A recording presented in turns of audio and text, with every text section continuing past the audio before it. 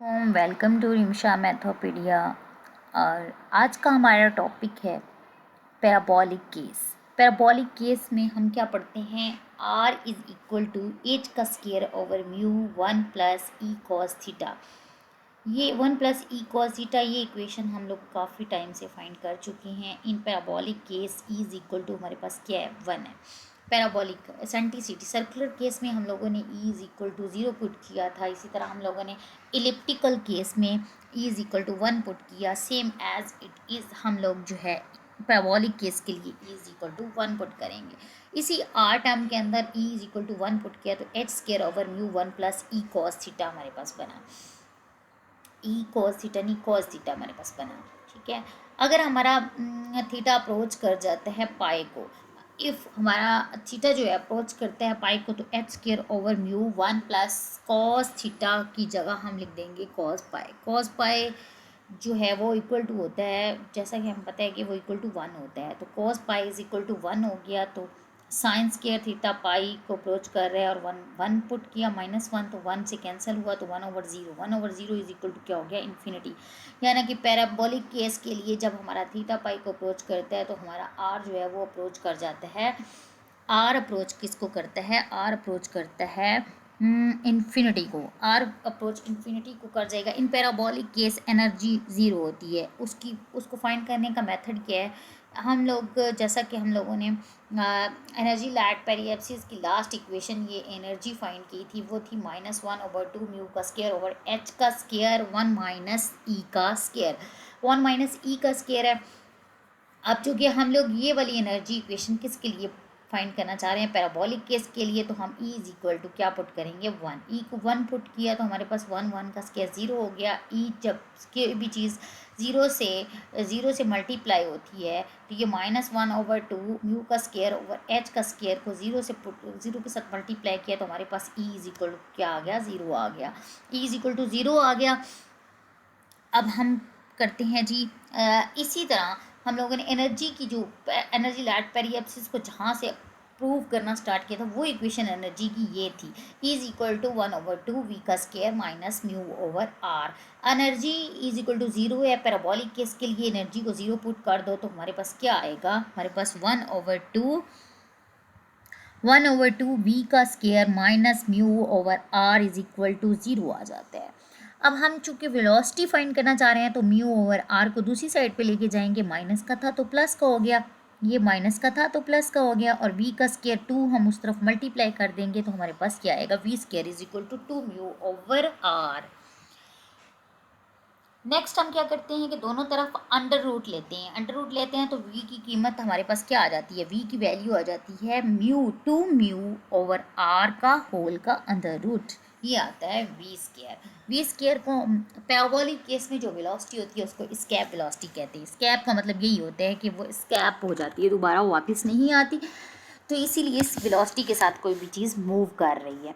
Okay, अब हमें पता है कि ऑर्बिटल वेलोसिटी हम लोगों ने ये फाइंड की थी। ऑर्बिटल वेलोसिटी की वैल्यू ये होती है, अगर हम स्क्वायर वेलोसिटी और सर्कुलर वेलोसिटी के अंदर रिलेशनशिप फाइंड करना चाहते हैं तो हम 2 को बाहर लिख देंगे और इसकी जगह पर हम ऑर्बिटल वेलोसिटी को पुट कर देंगे। तो ऑर्बिटल वेलोसिटी और स्क्वायर वेलोसिटी का रिलेशनशिप है, √2 से ऑर्बिटल वेलोसिटी को आप मल्टीप्लाई कर दें तो आपके पास क्या आती है, स्क्वायर वेलोसिटी। स्क्वायर वेलोसिटी आ जाती है। आप कार्टेशियन फॉर्म हम फाइंड करते हैं। ये टॉपिक एक्चुअली मैं पहले भी इससे रिलेटेड लेक्चर मैंने रजिस्टर पे दिया है, जिसकी वजह से इस टॉपिक को मैं जल्दी कवर करा रही हूँ। ओके, कार्टेशियन फॉर्म में ये थोड़ा सा रिमेनिंग टॉपिक रह गया था और इस टॉपिक को कवर कराने के लिए मैंने अगेन ये वीडियो बनाई है। कार्टेशियन फॉर्म अब आता है। कार्टेशियन फॉर्म, तो कार्टेशियन फॉर्म में क्या करते हैं, सॉरी, ओके, कार्टेशियन फॉर्म में हमारे पास क्या आता है, r is equal to p/1/e cos theta. ये हमारे पास वही इक्वेशन है, p h square over mu है। आप अगेन उसमें पुट करके वही वैल्यू भी लिख सकते हैं। ये हम थोड़ा सिंप्लीफाई करने के लिए इसको यूज़ करते हैं। r इज इक्वल टू सेंटीसीटी की जगह पे 1 पुट किया तो ये आया p is equal to same as it is. अब ये इक्वेशन है पैराबोलिक की, तो इस ऊपर वाली इक्वेशन r के लिए अगर हम पैराबोलिक कार्टेशियन फॉर्म बनाना चाहते हैं तो हम इसकी डायग्राम से करेंगे। इसकी डायग्राम आर है, ये थीटा इसके साथ मूव कर रहा है, इसके दो कंपोनेंट्स हैं इस पॉइंट पर एक्स और वाई। जब पैराबोलिक केस होता है तो x is equal to r cos theta होता है और y is equal to r sine theta होता है। आर पैराबोलिक केस के अंदर ये है, इसकी जगह पर हम पुट करते हैं इन आर की जगह पर, तो हमारे पास x की वैल्यू ये आ गई और y की वैल्यू ये आ गई। इसके बाद हम p को इधर डिवाइड भी कर देते हैं और इसको 2 से मल्टीप्लाई भी कर देते हैं, तो हमारे पास ये आ गया इक्वेशन। और इसी तरह हम y के स्केयर को y का स्केयर क्यों लेते हैं, क्योंकि दोनों में से किसी एक का स्केयर होता है, तो ये y का स्केयर इसलिए लिया। अब दोनों को प्लस किया, p को इनके अंदर नीचे डिवाइड कर दें, इसका p इसके नीचे डिवाइड कर दें और इसका स्केयर वाला p इसके नीचे, और इन दोनों को प्लस करें। जब ये वाली साइड्स प्लस होंगी तो इसका मतलब है कि दूसरी साइड्स भी प्लस होंगी, दूसरी साइड भी प्लस होंगी, तो इसका मतलब ये चीज़ हमारे पास इक्वेशन क्या आ गई, ये इक्वेशन आ गई। ओके, ये इक्वेशन आ गई। अब हम इनका इस इक्वेशन को अगेन मैंने लिखा है, इसका एलसीएम लिया, अगर 1 प्लस कॉस थीटा का होल स्क्वायर इसका एलसीएम आया, चूँकि इधर एक बार है तो इस दूसरी बार ऊपर जाके मल्टीप्लाई हो जाएगा कॉस थीटा के साथ और प्लस साइन स्क्वायर थीटा आता है। अब इसको सिंप्लीफाई करने के लिए अंदर मल्टीप्लाई कर दिया, तो 2 कॉस थीटा 1 के साथ मल्टीप्लाई हुआ तो सेम एज इट इज़ आ गया, और प्लस 1 और कॉस थीटा के साथ मल्टीप्लाई हुआ तो उनका होल स्क्वायर बन गया and sine square theta as it is आ गया, एंड 1 ओवर कॉस थीटा का होल स्क्वायर आ गया। अब हमें पता है कि 1 का sine square theta is equal to होता है 1 minus cos square theta. 1 minus cos square theta इसकी वैल्यू इसके अंदर पुट करते हैं, इसकी वैल्यू जब पुट करते हैं तो हमारे पास क्या आता है, 2 कॉस स्क्वायर थीटा और minus cos square theta as it is, और ये साइन स्क्वायर थीटा की जगह इसकी value 1 minus cos square theta and the whole का डिवाइड कर देते हैं 1 माइनस कॉस स्क्वायर थीटा का होल का स्क्वायर। ठीक है, ये करने के बाद हम इसको अगेन सिंप्लीफाई करते हैं जी, ब्रैकेट को ओपन कर देते हैं, ब्रैकेट को ओपन किया तो हमारे पास ये टर्म बनी और 1 plus cos square theta.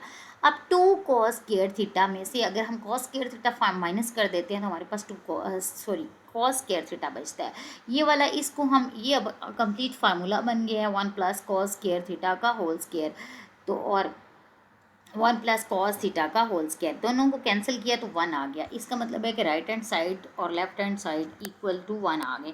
Okay, अब हम इस 1 वाई स्क्वायर थीटा को दूसरी साइड पे लेके जाते हैं तो हमारे पास ये इक्वेशन बनी है। इस इक्वेशन को में हम p को उधर जाके मल्टीप्लाई करते हैं तो ये आ गया, और 2 को डिवाइड करते हैं तो हमारे पास ये इक्वेशन बन गई है। उस 2 को डिवाइड करके ये पैराबोलिक की इक्वेशन बनेगी इस डायग्राम के लिए। ओके, रिमशा मैथोपीडिया को फॉलो करें, सब्सक्राइब करें और लाइक करें। थैंक यू, अल्लाह हाफिज़। फिर मिलते हैं नए आने वाली वीडियो में। और अब हमारा जो नया केस होगा वो हाइपोबॉलिक केस से रिलेटेड होगा, उसको करेंगे इंशाल्लाह। अल्लाह हाफिज़।